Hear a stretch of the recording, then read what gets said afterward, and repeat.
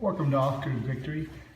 Yes, we haven't made a video in a while, so just kind of give you an update. It's been off and on cold, and we've been very busy here at Off-Grid Victory with various things and even helping out some saints.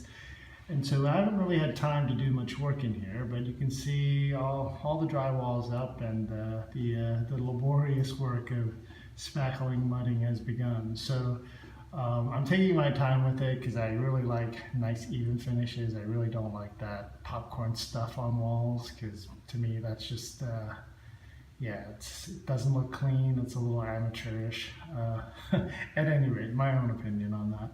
But it does serve a purpose for soundproofness and things like that. That's not this particular video. Part of it I wanted to focus on the extreme weather. So it's been off and on. Super cold here in the Ozarks, and unfortunately I've left my drywall in here, like that one. It's an old drywall spackle mud joint compound that I had, and I left it here, and I didn't have my wood stove going. Okay, so now you see my water boiling off my wood burning stove, so I'm going to take that off, but there's a reason for that. So I'm going to just put it right over here. Yeah, excuse all the mess. Yeah, you see a toilet cover there and some toilet tissue. That's for emergencies with my composting toilet if I need to use it. But anyway, the other extremes we had here in the Ozarks, I had a tornado come by fairly close to us. It ripped down a couple trees, like 5 of them, that were kind of half dead, you know, on the brink, that kind of thing. And we did experience a little bit of damage on this container, which wasn't really much at all, because there was just a little bit of water that came in through the side here. Yeah, I don't know if you can see it here. Right, yeah, you see that right down there? It didn't ruin anything, but I gotta remember when these things happen, here it is. I'll show you where it's coming from. It's coming from that seam right there. See how it kind of separated from the silicone?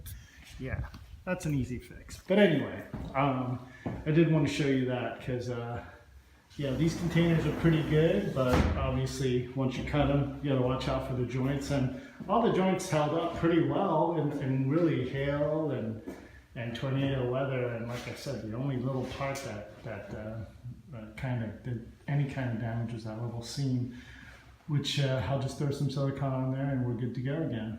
So anyway, back to drywall and extreme weather. So as you can see this morning here, this drywall, I don't know if you can see this or not, I'm gonna focus in, but it's cracked and it's separated quite a bit.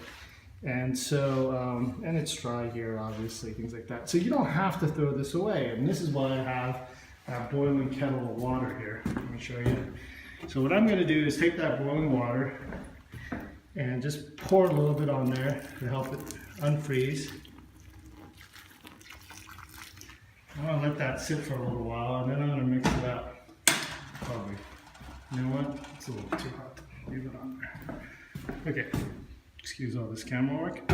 So I'm going to let that sit for a little while, and what I'm going to do next is stir it. Let's see, where is that spot? Right here.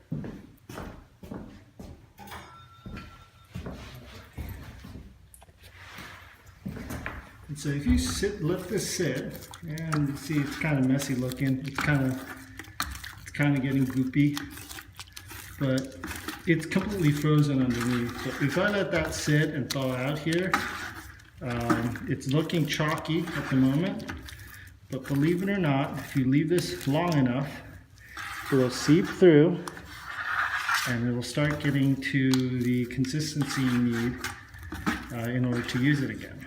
So that's what I wanted to show you, but unfortunately you don't have enough time on this video to let that happen. But you can see from frozen to now kind of workable.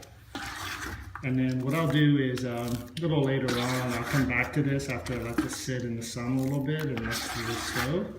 After it completely thaws out. See, it's already getting usable right there. See that? Versus, I'll dig in it. Try to get you a, see right there?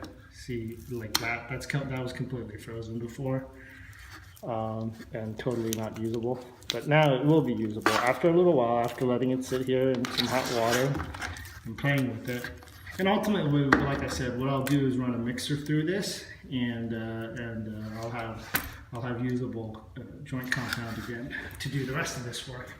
So I just wanted to show you what the joint compound or the mud or the spackle should look like after it's been frozen and rehydrated. And so it took me about 30 minutes to stir that guy up, and I didn't even use a mixer on it. I just used my hand and a spackle knife to stir it. Just sweat equity here. But I wanted to show you, yes, how frozen things were. And I found this water bottle in my container, and you can see in there it's still pretty darn icy. And I've been leaving it next to the stove here to get it warmed up. In fact, because this is a stainless steel container, it's not insulated or anything. I can just leave it up there and reheat.